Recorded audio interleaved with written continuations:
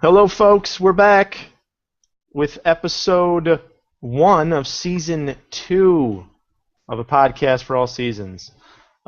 We are changing things up a bit here on the show. Eric's going to get more into it in a few minutes. But we have started season 2. We're pretty excited about it. We got quite a few changes coming. We mentioned a little bit about it on our last episode. And I'm going to have Eric Joseph, my co-host, delve into it a little bit more. Eric, why don't you tell people a little bit about what's going to change, what's new with the show, and move us into the first episode of our new season. Hi, Josh, and hi to all of our listeners. This is Eric Joseph of DarkKnightNews.com, DCComicsNews.com, and Multiverse Entertainment. And as Josh said, it's the start of our second season. I'm sure we have many new listeners joining us with this episode, as well as some returning ones. And I will say a bit of the changes we're making to the show, as well as letting you know what we're all about. Some stuff we covered in our season 1 finale.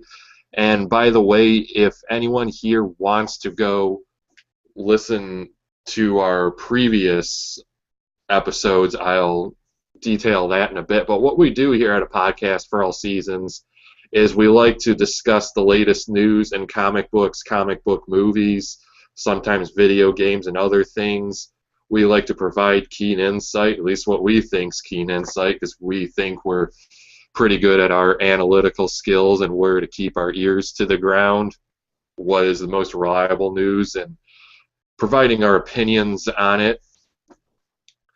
We also have guests on the show from time to time, upcoming artists in various media. We've had artists of webcomics on the show before, a writer-artist team as well. We've had an up-and-coming scream queen. We've had a singer for a local band, a YouTube entertainer who likes to join us from time to time. And we're going to bring several of those back in our second season, and we have some plans for guests in our upcoming episodes. And we thought at first maybe we'd storm out of the gate with an episode featuring a guest, but decided against that because when we do that, we have to plan around their schedule, and it opens up to the possibility that one of us will have to go on without the other co-host, and we want both of you to hear us. Well, you to hear both of us in the season premiere. And to fans who have been with us, don't worry, we're still going to discuss Marvel and video games, but considering that this show will now be posted on Dark Knight News and DC Comics News, we're going to bring a much more DC-centric focus to the show. Marvel stuff, movies might be covered as secondary topics, but if we get too into that arena, and especially if we talk video games like Resident Evil, Silent Hills, we tend to on this show, what we're going to do is we're going to do point 1 episodes. So just for example, say we get to episode 3, 4, our hard-numbered episodes will remain on Dark Knight News and DC Comics News. But say we do a Resident Evil episode, that would be episode 3.1, 4.1, what have you. And those will be over at our blog site, multiverseentertainment.wordpress.com, which is also where you can go to find our backlog of Season 1 episodes. As we said in our Season 1 finale, a big reason for our renumbering is to not intimidate new listeners, because while it is a podcast, people like to go back and listen to previous episodes. So you have the option to do that, but we wanted to have a friendly jumping on point for you all. So I think I've covered some of the basics here, so I'll reintroduce my co-host, and maybe he can say a few things if I missed it. So my co-host, who is been in nearly every episode of this podcast, has been my one of my best friends for the past 12 and a half years. Where does the time go? And he and I share many common interests. We love comic books, many of the same video games and such, and that's why when we first developed this show, we kind of felt that sometimes our conversations, our podcasts in of themselves, so why not put them on air? So without further ado, my co-host Josh Mondy.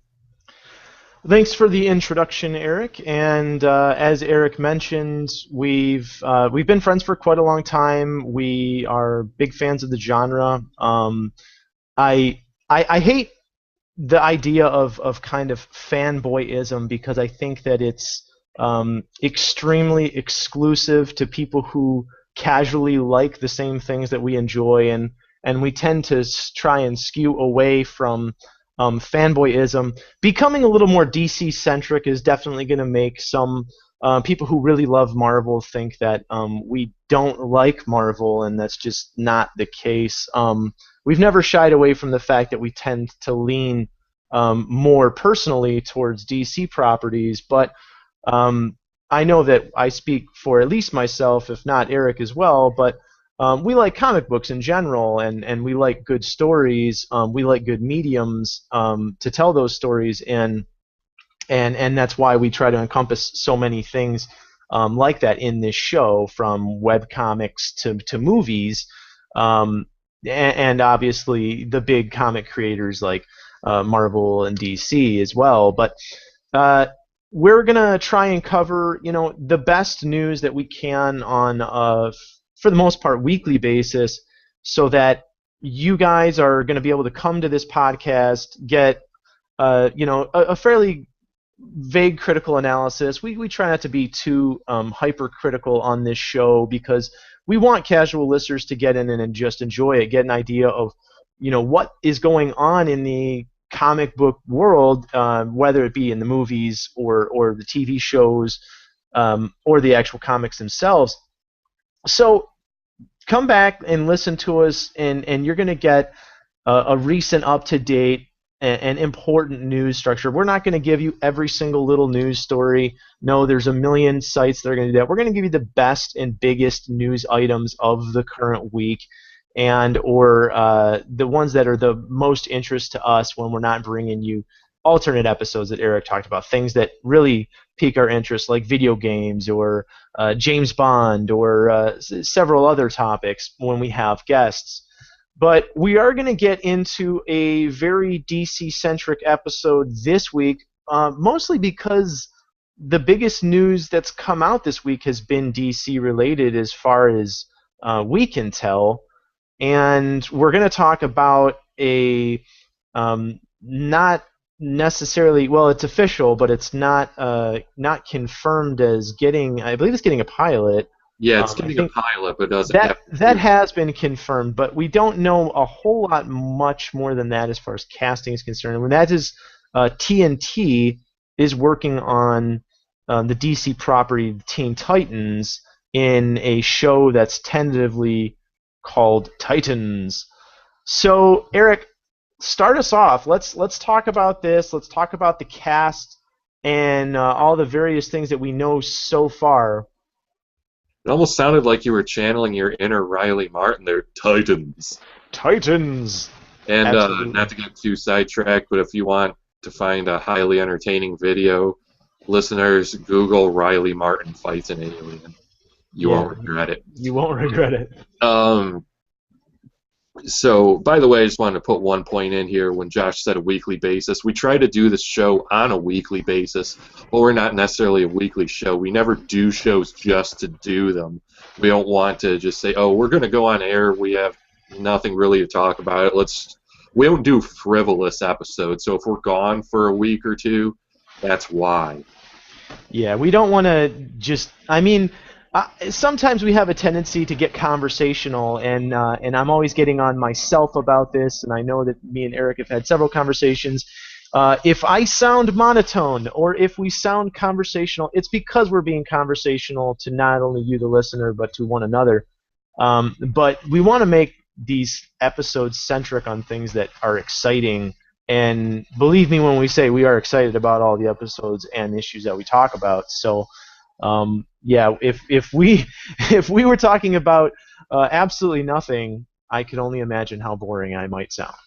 Yeah, we try. Yeah, we sound upbeat time to time, but then we get a little more relaxed. Maybe as we're coming into your living rooms in front of the fireplace. But in my head, I have a golden voice. That's right. And also in my head, you're listening to me on a 1940s old-timey radio with the kids sitting around laying on their stomachs in awe of our, miraculous radio voices. But this episode is not brought to you by Ovaltine. That's true. It's brought to you by Little Orphan Annie. The character had no pupils, so I guess kind of like Little Orphan Annie and Scorpion from Mortal Kombat, kind of in the same arena.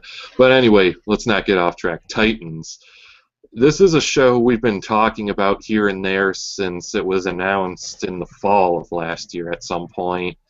And now we know it's going to pilot, doesn't have a definite series pickup, but we know the members of the team now. We don't know who's cast, but that info should be coming very shortly because pilot shooting season tends to be February, March, April, I believe, because they want to put these together, and then networks like to see them ahead of schedule. Okay, what shows are we going with in the fall? And TNT is a network owned by Time Warner.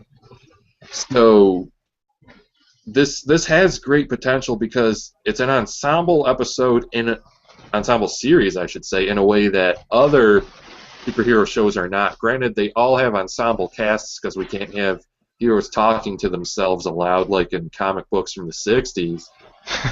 But you have your Team Flash and your Team Arrow, but this is the first time we don't have a Justice League or an Avengers on live action TV. So having this, especially with them being at a younger age, opens it up to more drama and interpersonal relationships that could make for a pretty dynamic show. But without further ado, here's the lineup, and it's a very female-heavy cast, which might make Dick Grayson have a smile on his face, and of course Dick Grayson being the central character. Now he's going to start off as a private detective in Boston, not Bloodhaven, and apparently he starts out as Robin on the series, freshly estranged from Batman, or he's been for a short while, and will eventually transition to Nightwing. And I and many other people have been clamoring for a live-action Nightwing for years, so that also makes it interesting that he's not Nightwing out of the gate, so we get to see his evolution. Plus, it might keep in mind, as we say on this show all the time, only a small percentage of people who watch TV shows and movies actually read comic books, so maybe it would be somewhat disorienting to Joe Q public tuning in. He's who's Nightwing, but oh no, he sees that this is Robin, and we join him on the journey to becoming Nightwing, maybe partway through the season. I certainly hope they don't wait till like the season 1 finale, because you should never take for granted that your show is going to get renewed. But I really do hope we see Nightwing sooner rather than later. And then Barbara Gordon, not a character you normally associate with this team, but it's not a bad idea because, again, we're talking interpersonal relationships. But she's already Oracle, paralyzed by the Joker, so that insists he likely exists within this universe. So they're going to acknowledge that she's Batgirl. And then we have Hawk and Dove, which is the choice that's random friggin' casting choice of all time. That surprised many people. It's going to be the male-female duo of Hawk and Dove, and they're apparently going to be in a romantic relationship of their own. Then it seems like the episode's probably going to focus mainly on those, and at the end of the pilot, Raven and Starfire show up, and it's going to be Rachel Roth, Raven, and I'm assuming Trigon is still her father. And then we have Starfire. I'll call her Corey. I think I'm going to butcher her full name, Coriander, if we say it out loud. I mean, obviously do know her name since I read the source material and write about this stuff. In fact, I posted the breaking news on Dark Knight News and DC Comics News earlier in the week, so you can go to those sites if you want to read up if us talking about it isn't enough for you. But Nerdist broke the news. They were the one with the exclusive, and that's a reliable, respected outlet. So I should say we shouldn't doubt Nerdist, because if you're willing to put Jessica Chobot in a breaking news video, I'm guessing you're not blowing smoke up everyone's asses. But I guess you don't want to overinflate a pilot too much, because many people complain Gotham's pilot put too much into it. So having Raven and Starfire show up at the end, maybe focusing on Dick, Barbara, Hawk, and Dove is enough for a pilot. But then we're going to have a love triangle between Dick, Barbara, and Corey/Starfire. So that's an expected route to go and should make things interesting as we go on. No mention of Beast Boy or Cyborg or the likes this earlier on. I wouldn't doubt Beast Boy in the future, but having his shape-shifting abilities on a TV budget could have problems arise. I do not think we will ever get Cyborg, though, because he is now a character associated with the Justice League, and I think they're going to have him exclusive to the live-action DC Cinematic Universe. As for other characters, yeah, like I said, there's others I wouldn't doubt down the line, but a lot of people are like, where's Con-El/Connor Kent Superboy?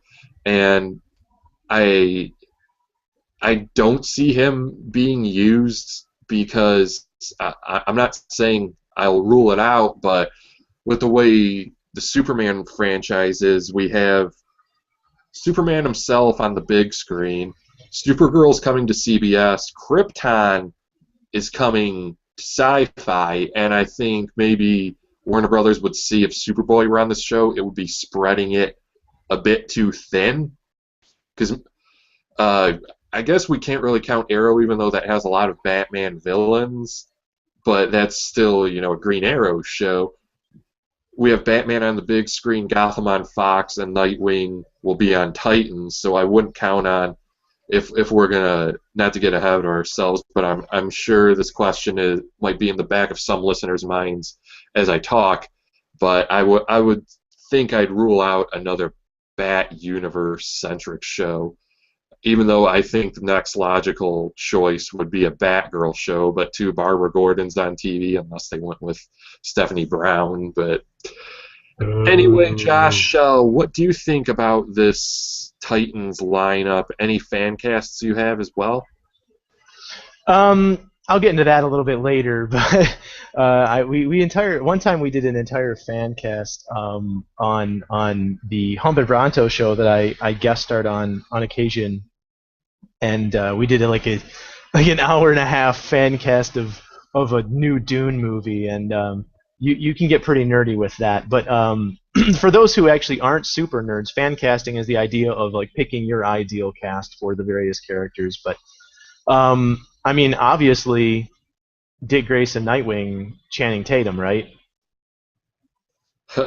Well, he's busy. I always said for years Jared Padalecki is Nightwing, but he's still committed to Supernatural, and he's getting a bit older for the role because he's in his early 30s now. But I think Steve McQueen, who's been campaigning for this role like no other for the past year, maybe they'll look at him. But I actually have a really good one, but I'll get to that. Like I said, I'll get to that in a little bit. But anyway, so here's what I think of the lineup. So first and foremost, Titans. When we first heard about it, it was kind of like, wow, that's a little surprising. But the Teen Titans are extremely popular. They've had several animated series. They have done, in the New 52, they've done very well. They even revamped the series again recently in the New 52 after DC restarted their entire universe. And I mean, obviously, Dick Grayson /Robin /Nightwing, it's an entirely logical choice. It wouldn't make a whole lot of sense because he's often viewed as the leader of the Teen Titans, whether it be Robin in Teen Titans Go animated series, or in the comic books now with Red Robin being in it as well. Robin's always been a very big part of the Teen Titans since its inception, and it makes sense that they're going to have Robin a la, after a post breakup with Batman. It makes a little bit of sense. It's going to allow his character to grow into Nightwing, which has become his own, beloved character outside of Batman. I think it's really, really cool that they're going to do that. The whole private detective thing is interesting. You said it wrong though. You said Boston. It's Baston, not Bloodhaven. Bloodhaven is the fictional city that Nightwing / Dick Grayson has been stationed in the comics often. More recently, I believe it was New York. But that being said, Actually, he was in Chicago in Nightwing. Was he in Chicago as well? Okay. That being said, though, it's a very cool choice, and obviously it's the most nonsensical choice. It's obvious to a fault, and if they didn't go with Robin and or Nightwing, they'd kind of be shooting themselves in the foot out the gate. The next one is kind of shocking that you mentioned, which is Barbara Gordon / Oracle. Barbara Gordon and Dick Grayson have always had this, pensive relationship in the comic books, and she obviously has a relationship to the Batman universe, being Batgirl. If they mention the fact that she is and acknowledge the fact that she was Batgirl, it makes even more sense to tie her into a relationship with Nightwing and his new team, the Teen Titans, or the Titans. We don't exactly know that they're going to be teens per se, hence the title simply being Titans, at least its tentative title. But I think it's a good choice. I think she's going to provide very much a, Chloe / Felicity Smoke, role that has been done in Smallville and that's been done in Arrow. You also have, even in the more recent Flash, you have multiple people kind of providing that support role to the team because, it makes a whole lot of sense. Maybe it's due to the procedural that's so popular on TV that, we know that cops and specifically people who are doing tactical things, they're not going out, they're not being lone wolves. They have an entire support team, and maybe that has something to do with the fact that they're going to have Oracle, who's the ultimate support team for the Batman universe, as well as several other heroes sometimes in the media, or in the medium of comics, that is. But it's a very good choice. It's surprising, though. She's never been a member of the Titans in my knowledge, and she's really only ever been a member of the Birds of Prey, which, now we're talking in another topic altogether, but the Birds of Prey is the team usually comprised of Black Canary, often sometimes Huntress, and sometimes Batgirl even, or Oracle. It's interesting that she's going to be a member of the Titans, but it's not nearly as interesting as Hawk and Dove, which is they have not only never been in the Titans to my knowledge, but they also have had no association formerly in the comic books. They have no ties to any of the other characters, aside from the fact that Robin and Raven are bird-related names. That's the only thing that they have similar or in common with the aforementioned characters that Eric talked about. So Hawk and Dove, they're a little bit of an interesting choice. I will say it seems as though DC has tried to push Hawk and Dove more recently because they brought them into their own comic when they revamped their universe with the New 52. It wasn't very successful. I think it got, 8 issues, Eric? 8 or 10? No, I don't remember the exact number, but I think it was one of the first New 52 titles to get canceled. In fact, it's one of those when it's a few issues in, you make a mad dash to get more readers by putting Batman on the cover. Right, exactly, which is usually successful.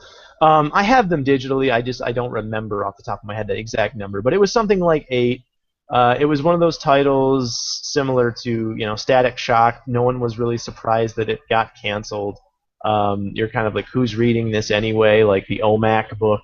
But that being said, Hawk and Dove, I mean, they often are members of a team when you see them in comic books. So it makes sense that they are a team. They themselves are a two man for lack of a better term, 2-person team, and Hawk being the in a political sense, he's the very strong, aggressive, and then Dove obviously being the peacenik, as it were, of the group. But them being lovers, that's never necessarily been not in the established comics, so it's not surprising. But Raven, I do think that this is a little bit of an interesting thing, because if they're going to go mystical or magical with it, Raven's the character to do it. Um, Her father, Eric mentioned, is Trigon, who is actually a demon. So with the inception of the Constantine show, things like Grimm and shows like Supernatural and various shows on Sci-Fi Channel and other networks have, I think, opened people up a lot more to the idea of supernatural elements being in more common media. So it wouldn't surprise me if they went that route. But I am, the more I go through the list, and I'm almost done, is so shocked at the amount of women. It is pretty heavily female centric, but hopefully that won't completely keep guys from watching it. But I will say that if any of the females look anything like their comic book counterparts, I can almost guarantee that men would want to watch this show. Which leads us into the next one, which is Starfire / Coriander, and she is an alien, which is another thing that I think is kind of unusual, unless they decide to go another origin route with her, which I think would be a disservice to the character, because she's a princess of her race. She's not just some random alien who crashed to Earth. She's actually a very important alien who crashed to Earth, or rather came to Earth. It is a little surprising. Her power base means quite a bit in the way of special effects, but I will say my most surprising omission is Beast Boy / Changeling / Gar, whatever you want to call him. But I think that with special effects being what they are and having a pretty big cast, it would be pretty budget heavy to have all of the effects that would obviously be necessary to have Beast Boy. Plus, he's green or red, depending on your interpretation of him, of the character. So it would be one of those things where they're having to, constantly do makeup on him anyway. I don't know if Coriander is going to end up being orange, but it wouldn't surprise me if maybe she was like a very light, slight orange tone where they could get away with. What's that? Spray tan. Yeah, they're just gonna spray tan her. She's gonna look like one of the members of the what was that horrible MTV show? I can't even remember. She's gonna look like one of the spray tan girls. She's gonna look like Snooki is the first thing that came to mind. She's gonna be super orange because of her spray tan. But no, if they make her a very subtle orange, they'll probably be able to get away with it with basic makeup. But if she's like this bright, shining orange color that she always is in the comic books, it would be a little bit more makeup centric, and obviously that's going to eat more into their budget. But I'm pretty shocked. I mean, as far as the omissions are concerned, I mean, there's been other characters. I'm not surprised that Cyborg's not in it, as people have been talking about when they talk about the show, because of his now recent affiliation with the Justice League, and not only that, but also he's been in Justice League Animated, and we know that he's going to be in an upcoming Justice League movie and his own standalone film. So I think that they're really trying to make him into an A-list character. I mean, he's really getting up there. I'm enjoying Cyborg a lot more since they've put him in the Justice League comics, and I've enjoyed him in the animated films as well. It's one of those interesting characters. I mean, it makes sense. It does make a whole lot of sense now. It doesn't necessarily make sense maybe even 15, 20 years ago, but it makes a whole lot of sense now to have somebody who instantly gives you access to unlimited technology, because you lose the need for an Oracle-style character who can say, oh, I'm hacking into the Pentagon's network right now to get you this information that we desperately need for this episode, and I'm able to do it in 3 seconds. Well, when you have a character who just is plugged in constantly like Cyborg, it makes sense. But I'm not surprised Think they did. about it. No one can look Cyborg in the eye because he knows your browser history. I know, I know. You like look at him with that shameful, He just and gives he's you like, that smirk. He's like, nah, I know what you've been up to. he just shakes his head like, "What would your grandmother think?" Just yeah. Anyway, yeah, he knows your browser history. Watch out for the cyborg. He really knows he knows all your deepest, darkest secrets to blackmail you.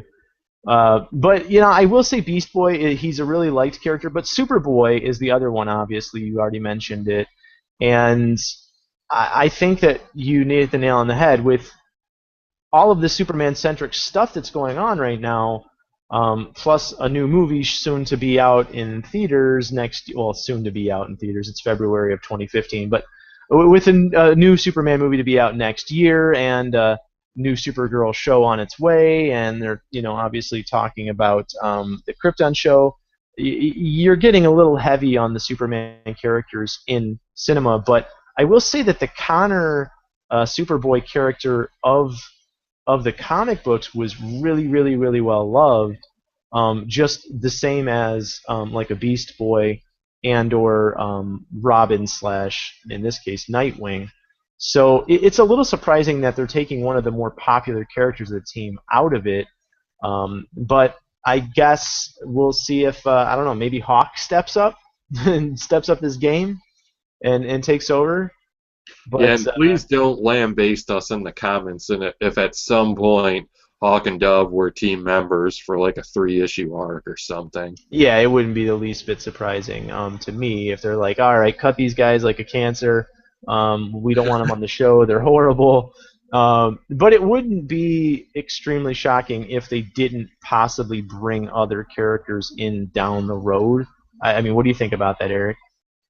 As you mean ones that we don't normally associate with Titans? Well, either A, that, or B, characters that we do associate with Because Titans. a lot of people were also surprised no Aqualad, but as we said, the show will go on, so don't rule out more appearances or more people joining the team because there have been several interpretations of Aqualad, especially the one on Young Justice played a huge role on that show. I wouldn't doubt, especially with an Aquaman movie coming, but it also brings to question what supporting characters will they use in that and how that would affect the TV show. There's a lot of stuff you have to think about.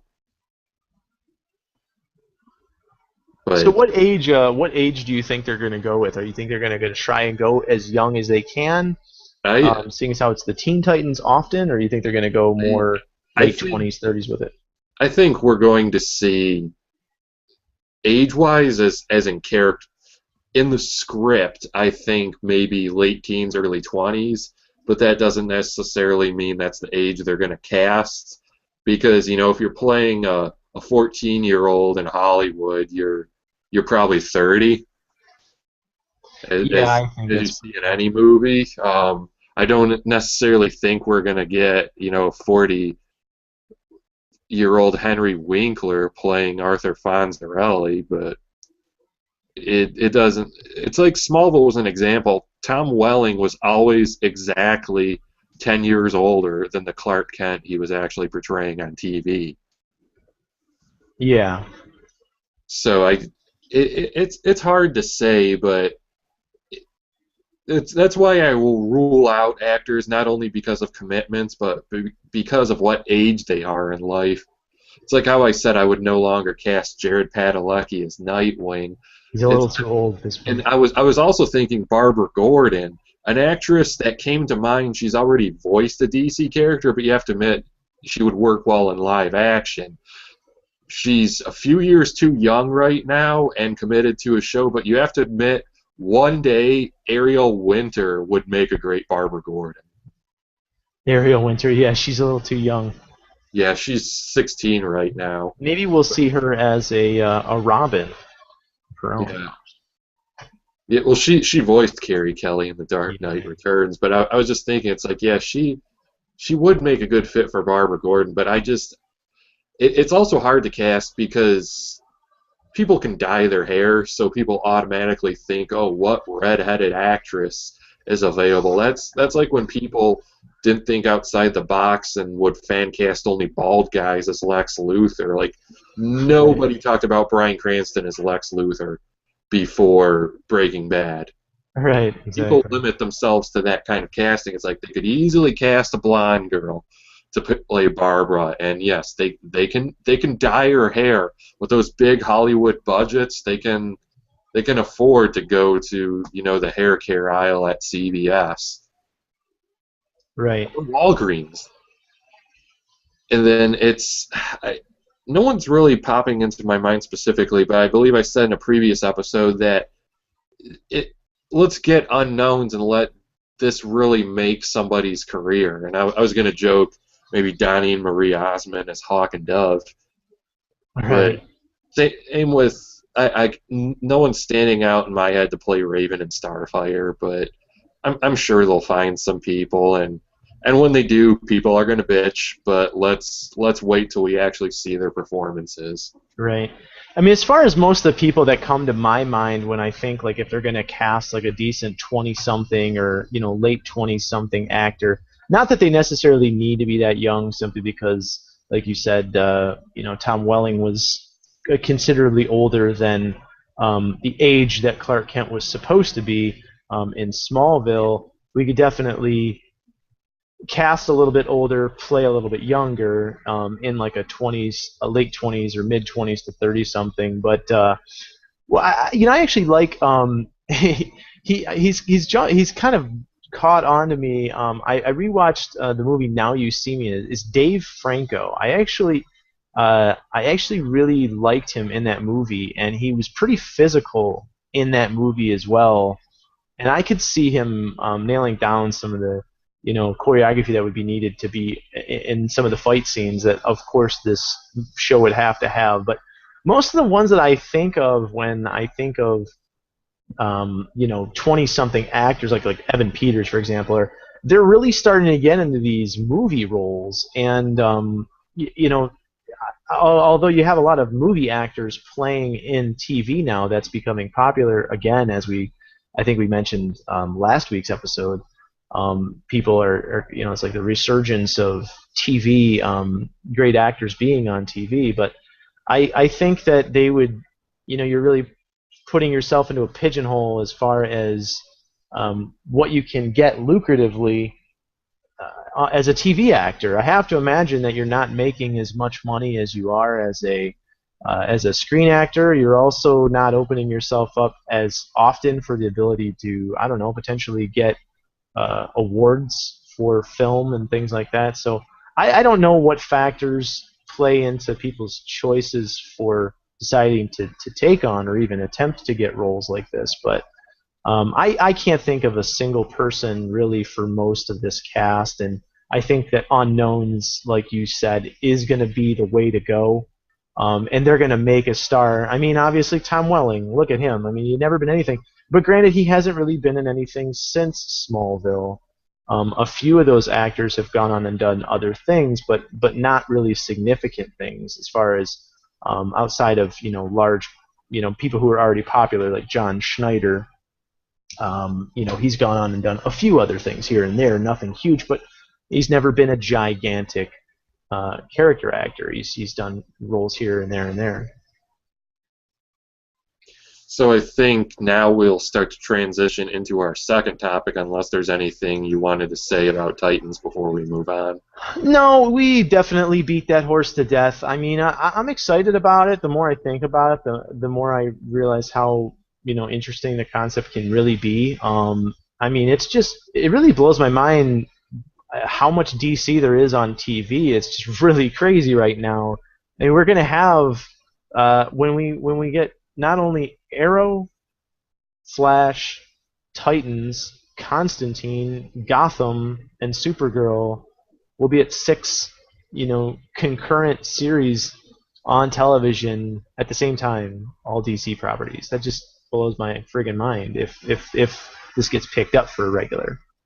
Yeah, and hopefully Constantine gets a second season, but that's a conversation for another day. But we also have to consider if iZombie gets a second season. Lucifer has a pilot at Fox, and then Of course, Krypton. Don't forget that at Sci-Fi. But Oh yeah, yeah, Krypton. So that and iZombie. I mean, I technically iZombie is a comic book movie. It's also or a comic book show. It's also a DC property, but I was thinking more in terms of your classic superhero TV yeah. shows. But Zombies Vertigo, but it is DC. yeah, Vertigo slash DC. So So yeah, let's go on to the next topic. You want to start this one off since I've been yammering for a while? sure, I'll start us off with Batman Unlimited. This was kind of the cat was let out of the bag last summer at the licensing expo, and people thought it might be an animated series. Uh, then it was said to be a direct-to-DVD, and we actually speculated in a recent episode. We were saying, what happened to Batman Unlimited? We were thinking stealth release like JLA Adventures Trapped in Time, Yeah, and weren't we we just just got the talking about it announcement. before they announced it? And then a week ago we got the official announcement along with a press release earlier this week, and all the information has been posted, at least available so far, at both Dark Knight News and DC Comics News. So please check it out at one of those sites if you haven't already. But it's the first of two Batman Unlimited films. The first one is Batman Unlimited Animal Instincts, with a sequel following this fall sometime. And it's going to be kid oriented, which doesn't necessarily mean a bad thing. It can still entertain people of all ages, but it is meant to sell action figures because Batman Unlimited is a toy line, Yeah. and it's hopefully it isn't too much of a toy commercial, but don't rule out it being highly entertaining. We don't know who the voice cast is, Right. but think of it this way: Batman is beloved by people of all ages. And recent releases like Son of Batman, Assault on Arkham, and the upcoming Batman vs. Robin are really for the older crowd. It's like you don't want anyone younger than a teenager. It's a bit too dark for some viewers, and the kids need their Batman. So if you personally end up hating the movie, but the kids loved it, the creative team did their job basically, and in a way, it doesn't matter if all ages love Batman Unlimited. This is about the kids, so they have a Batman to watch. And the lineup is peculiar, and I don't know if I can call it surprising or unsurprising, but Batman is working with a team that consists of Nightwing. His color scheme surprised me a little, and those who see the image will know what I'm talking about. Red Robin. Now, Red Robin, Tim Drake has been in animation a few times as Robin, but I believe this is the first animated appearance of the Red Robin persona. And then we have Green Arrow and the Flash on the team as well. And Green Arrow doesn't surprise me because he works with Batman time to time, especially on Brave and the Bold. But the Flash, kind of surprised, but think about it. Green Arrow and the Flash have their own TV shows, so in a way, it's not. It comes as no surprise that they would be part of this, but they're going up against the Penguin and an army of cybernetic animals. And I think it sounds like a winning idea. that's where it could get ridiculous. But it's Batman, so it already has at least a guaranteed viewing for me. But I'm going to go in with an open mind. And if it's an awesome animated action movie that's a little more lighthearted, so what? Let's make our judgments. If it completely sucks, I can't guarantee I'll watch the second one. But I believe they're also going to have something like a dozen or more. I don't have the press release in front of me, but a dozen or more 2-minute animated shorts that will be released across digital platforms to help promote the movie and the toys. And then the DC Super Friends, based off the Fisher-Price Imagine Next figures, which actually look pretty freaking awesome for figures for young kids. They're making, I believe, 15 3-minute animated shorts across digital platforms to help promote those figures, and that team is your traditional Justice League of Batman, Superman, Wonder Woman, Green Lantern, Hal Jordan, The Flash, Aquaman, and Cyborg. But Batman Unlimited will hit Blu-ray, DVD, and digital HD on May 12th. Actually, the same day Batman Earth 1 Volume 2 is available in bookstores. And the same week of Motor City Comic Con, which should excite Josh and anyone else in the Metro Detroit area. So, anything you have to say about Batman Unlimited? Well, I'm glad we finally kind of have the mystery, broken, as it were. The Yeah, it's kind of funny because when you talked about it, it was broken at the news rather, or it was hinted that Batman Unlimited. It was not at E3, or it was not at San Diego Comic Con. It was not at some comic book esque convention where they said the new Batman animated series is coming and it's Batman. No, it was at a licensing expo. Just like you think comic book nerds are nerdy? No, licensing expos are nerdy. They're about as nerdy as you can possibly get. Well, think about it. It ties into a toy line, so it kind of makes sense there. It makes ton of sense. It's just I just think it's funny. But the first thing, when we saw the logo, for anybody who's walked their kid or themselves through a toy aisle and has seen Batman toys for the last 5 or so years, if it wasn't related to the Batman movie, it was usually part of this toy line where the Batman logo is a little different than the one that we're used to typically seeing and whatnot. But I think it's interesting.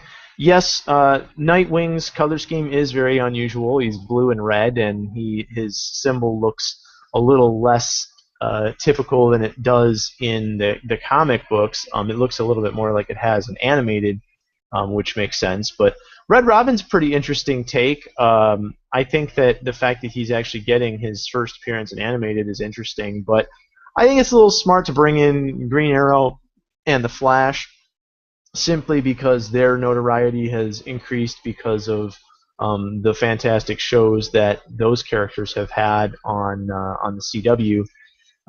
But it's interesting. I'll definitely check it out. I mean, we like the animated things that DC has put out. Not all of them are absolutely knocking it out of the park, but they're enjoyable at the very least. The last release that was more kid-centric, which was Justice League. The title is escaping me. Jail and Adventures Trapped in Time. Yeah, it Trapped in Time. Adventures Trapped in Time. Yeah, it was. It was a lot, definitely more kid-centric, and unfortunately not as JLA-centric as we would have hoped. But that being said, it was an enjoyable film. I mean, would I spend $25 on it? Not necessarily, but if you're buying it for your kid and you got to watch it with your kid, you're not going to want to shoot yourself in the head necessarily. It's at least decent enough that you can tolerate the time, and this obviously will be no exception. It'll probably be a perfectly enjoyable kid-esque film. As far as the shorts are concerned, it is pretty interesting. The DC Super Friends, it's kind of neat to see that coming back, seeing how it was a big part of my childhood. I think I had, oh man, so many of those figures. I'm sure several of them are still straggling around my parents' house in an old box in the basement somewhere. I know Eric probably has a few in his closet somewhere. We can't find the capes, folks. We can't find the guns, but they're in there somewhere. Mine are probably not all their limbs either, but it is interesting. And yeah, it's a tie-in to the animated toys as well, and it is essentially a toy commercial, for lack of a better word. But that doesn't always mean that it can't be fun and funny, as we saw with Batman, some of the last Batman animated shows, because they kind of play on the trope that they know that you're going to have things that are only put in there for for the purposes of selling toys, and often the writers will put in these tongue-in-cheek jokes of the idea of themselves selling toys with their material. And it makes it funny for the more adult audience that they're hitting as well, because they know that these are being watched with people's kids. It's like watching Shrek. Yeah, they sneak in some innuendos every once in a while, whereas we might not be getting innuendos, we'll probably be getting some very funny humor from these more lighthearted takes on Batman. But that's it for DC Unlimited or Batman Unlimited, DC Unlimited, Batman Unlimited. As far as I'm concerned, we have about 10 or so minutes left until the hour. Did you want to talk a couple other things? We had a few little news items we wanted to hit. I think we'll talk one more. For those unfamiliar with us, we like to have our shows about around an hour in length, but I think we should at least give it a mention. The Atom suit Brandon Routh will be wearing as Ray Palmer on Arrow pretty soon. That you can find if you haven't seen it yet. I have an article up on DCComicsNews.com from a few days ago, and it looks pretty cool. Now, he's supposed to don the costume for the first time in episode 15, Nanda Parbat, which will air on February 25th. Episode 15 of Arrow, I believe it is, for season 3. And then he will visit Central City, so Adam and Flash will team up in an episode of The Flash later this season. I don't know off the top of my head what episode that is exactly, but again, great interconnected universe over at the CW. Not too much to say on the front here, but I really do like the costume, even though it's not, you expect, the guy in the comics obviously wears spandex, and with the way the characters look on the TV show, they're not going to go that route. Brandon Routh was saying he had seen prototypes for the costume and such, and it looked more Iron Man, RoboCop, and it definitely is inspired. I am glad, though, once it was unveiled, it wasn't a complete metallic suit, because at first I was expecting a complete Iron Man knockoff, and I'm glad that's not what they're getting. Sure, there's a lot of metal on there, but there's also fabric, and you can very much see the Atom design from the comics built in. In fact, I think it also looks a little bit Ryan Choi as well, but a lot of people are comparing it to Exo Manowar, which I believe is published by Valiant, and it very much does look like Exo Manowar. And he has the visor over the face, and maybe he's just going to go play some hockey in that suit as well. But I'm interested to see what the suit does on the show. I don't know if they're going to be shrinking him down, though. But what were your impressions of the suit, Josh? I thought it was pretty much spot on. The only thing that really got me was the helmet design. The helmet design makes his head look a little bit of an odd shape. I mean, I like the fact that they had the Atom logo right on the helmet. But as far as the visor comes down, yes, he looks very much like Manowar. I do think it's funny that the people who seem to be complaining about it are making its comparisons to Iron Man, which, hey, are going to happen. Iron Man isn't the only person who's ever donned a mech suit.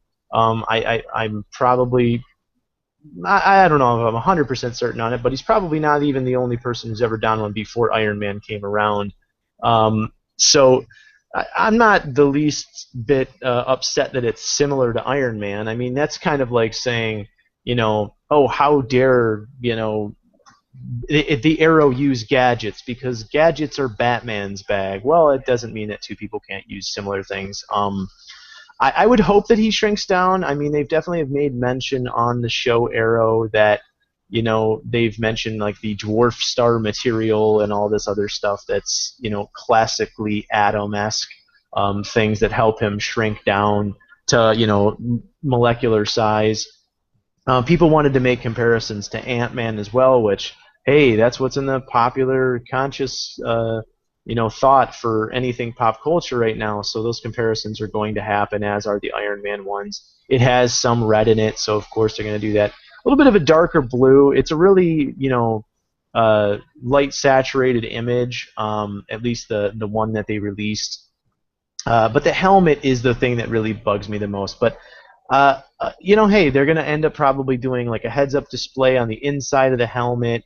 They could eventually make it, really opaque, to blind out his face, and it could end up looking cooler than it is for just a still image. But I really think they kind of nailed it. I mean, it has a movie quality look to it. Brandon Routh's a beefy guy, so he looks cool in the suit. He looks like a superhero, a little bit like a hockey player, and yes, a little bit like Exo Manowar, which again I thought was kind of ironic that one of the largest complaints was, hey, you look too much like exactly a character out of a comic book. That's always funny when people complain that it's a little bit too much. But as Eric had posted something earlier, I believe on one of his pages, if you want to see really, really bad Atom costuming, just look at the failed Justice League show from I believe it was the 90s. Yeah, you'll see some horrible Atom costuming there. But I'm excited about it. It looks cool, and I believe Grant Gustin even tweeted an image of it from the set of The Flash as well, so we'll probably get some more crossover there. And I love that. I love the fact that they're crossing over those shows, even if it's minor characters and not always the Arrow and the Flash. It's just so cool that those two are living in the same universe, and it opens up that show for so much more than just the some of its parts. Well, if you have nothing else to say, I think we'll start to wrap up for this week. Yeah. No, I mean, a little bit new comic stuff. Haven't. Maybe was going to make a brief mention of some comics, but I think that we're close to the mark, so we can wrap it up. Yeah, I didn't go to the shop this week, and no reviews for me as of yet. So, for first-time listeners, we usually discuss new comics if we have the time around the end of episodes, but we'll probably save that for the next or a future episode. But moving on, you can also expect us to have DKN and DCN staffers on the show time to time in the future. I'm going to try and work out a special guest for next week, depends on their availability. But before we part ways, I will plug our various websites. For all the latest Batman news across all forms of media, please visit darkknightnews.com. For all the latest news concerning the DC Universe as a whole across all media, visit dccomicsnews.com. And then for our backlog of episodes of this podcast, as well as the latest news pertaining to Archie and Dark Circle comics and miscellaneous stuff, visit our blog site at multiverseentertainment.wordpress.com and like us on Facebook at facebook.com/apodcastforallseasons. So that's going to do it. Thanks for joining us in the premiere, and I will see you in the next episode. Goodbye. That's a mouthful, Eric. Take a breath. Yeah, thanks for joining us, guys. As always, check out the sites that Eric had already mentioned.